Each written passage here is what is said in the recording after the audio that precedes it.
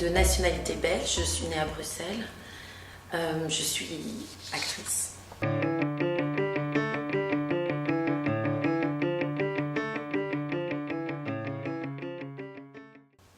Et je travaille principalement en Belgique et en France, mais ça m'arrive aussi de tourner ailleurs ou dans d'autres langues. Là, par exemple, je viens de faire un film en Allemagne et en allemand qui sortira courant 2017 et qui s'appelle « Il était une fois en Allemagne ». Voilà. Et vous? Moi, je suis boucher charcutier du côté de Rungis. Donc, moi, je me définis comme un raconteur d'histoire.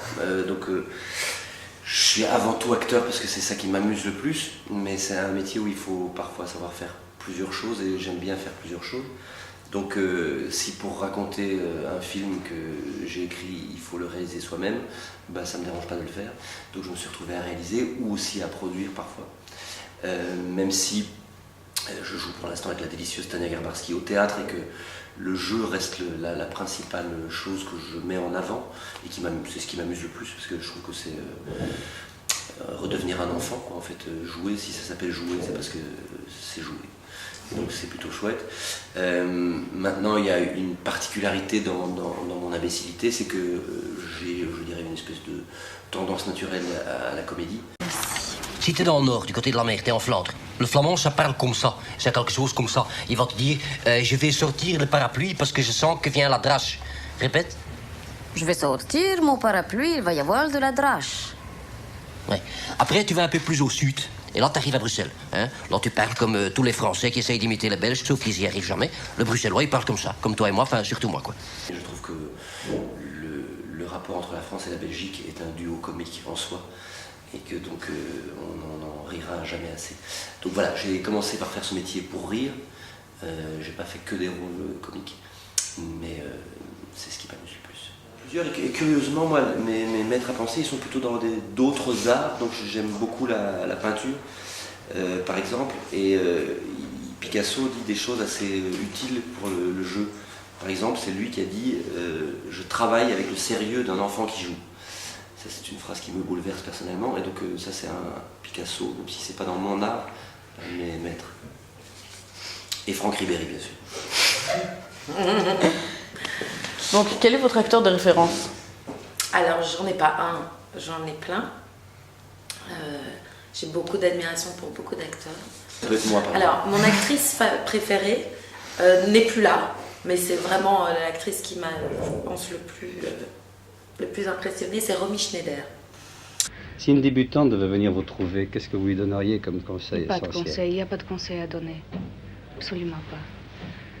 Il y a beaucoup de choses, comme je vous ai dit, c'est un métier qu'on apprend, qu'on doit apprendre. Il y a beaucoup de choses, peut-être les plus importantes, qu'on ne peut pas apprendre.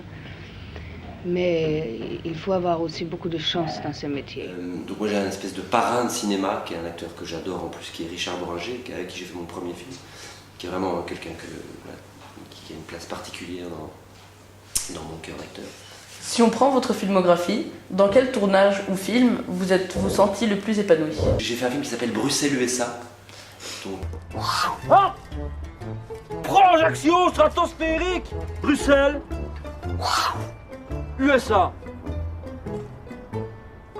Attends, excuse-moi, Feu, mais t'es en train de me dire que tu veux catapulter ma mère en Amérique, c'est ça? T'es pas bien ou quoi? Yo, Paul. Quoi? On vend du rêve, là, hein? Ouais, bah réfléchis. Comment est-ce que tu fais pour l'atterrissage, alors? Ça, j'ai pas pensé. J'adorais jouer. Et donc j'étais très très épanoui mentalement. Et par contre, physiquement, complètement gelé, puisqu'on a tourné par -10. L'histoire, c'est en fait un fils qui va emmener sa mère dans l'avenue Besse aux États-Unis, sans bouger de Bruxelles, puisque comme elle est presque aveugle, il peut lui faire croire qu'il est aux États-Unis, tout en restant ici. Et c'est très très poétique en fait. Mais sauf que donc on a tourné en hiver, et comme on faisait croire qu'on était à Miami, on était en t-shirt. Et il faisait -10, donc nous avons souffert, mais avec beaucoup de joie. Y a-t-il des différences entre le cinéma belge et le cinéma français? Les meilleurs. Les autres ont déjà beaucoup ri d'eux, maintenant on commence enfin à les prendre un peu au sérieux dans le métier du cinéma en tout cas. Et donc je pense qu'il y a une façon d'aborder les personnages avec cette non-peur du ridicule qui est peut-être un petit peu plus corporelle. Oui, mais ce qui fait sa spécificité, à mon avis, c'est par rapport à la taille du pays, justement, et au fait que le cinéma est toujours un artisanat, ça veut dire que c'est toujours du bricolage un peu. C'est-à-dire ce que vous faites ici avec 3 caméras et le micro, quelque part, avec ceci et votre bonne volonté et l'envie de raconter une histoire, il y a moyen de faire un film. Et c'est aussi vrai en Belgique qu'à Hollywood, sauf qu'en Belgique, comme on a toujours été un petit pays, on a eu l'habitude de fabriquer avec pas grand-chose, quelque chose qui pouvait quand même ressembler à quelque chose. Et ce truc-là est vrai aussi dans les autres arts d'ailleurs, mais comme on est petit, on se permet d'essayer des trucs qui, même s'ils ne marchent pas, c'est pas très grave. Un film qui est fait à Hollywood avec 600 millions d'euros ou de dollars, s'il se plante, c'est une catastrophe. En Belgique, un film fait avec 1 million d'euros, s'il se plante, c'est pas très grave. Mais ça permet d'avoir en fait curieusement une liberté parfois plus grande que si les budgets sont énormes. Mais surtout, en fait, le cinéma est tellement en perpétuelle évolution, heureusement. Je crois qu'on commence à ne plus mettre des genres de cinéma, des catégories. On a eu pendant longtemps, comme flambeau, les frères Dardenne, et donc on disait souvent que le cinéma belge était plutôt un cinéma social. Et là maintenant, par exemple, je viens de faire un film, une coproduction belgo-française, mais majoritairement belge, qui s'appelle « Faut pas lui dire ». Et si vous allez voir le film, vous verrez qu'il ne ressemble en rien à ce que peut faire Bouli Lanners ou les frères Dardenne ou Joachim Lafosse, qui sont des grands réalisateurs belges qui s'exportent. Donc j'ai l'impression qu'aujourd'hui, ça commence vraiment à se diversifier. Ce qui était peut-être plus avant le cas en France, où il y avait plus de genres de cinéma, aussi bien des comédies qu'un film social ou qu'un film policier. Il n'y a pas un cinéma belge, en fait, il y a des cinémas, voilà. Des cinémas belges. Brel a dit une phrase formidable, le talent, c'est d'avoir un rêve. Le reste, c'est du travail. C'est-à-dire que si vous avez la chance d'avoir envie, je ne sais pas dans quelle mesure vous voulez faire ce métier ou pas, mais si on sait ce qu'on veut faire, après le reste, c'est plus que faire ce qu'il faut pour aboutir ce truc. Que ce soit vouloir être chirurgien ou acrobate, c'est le même truc. Donc le talent, c'est la motivation en fait. Et le reste, c'est du boulot, c'est de la sueur.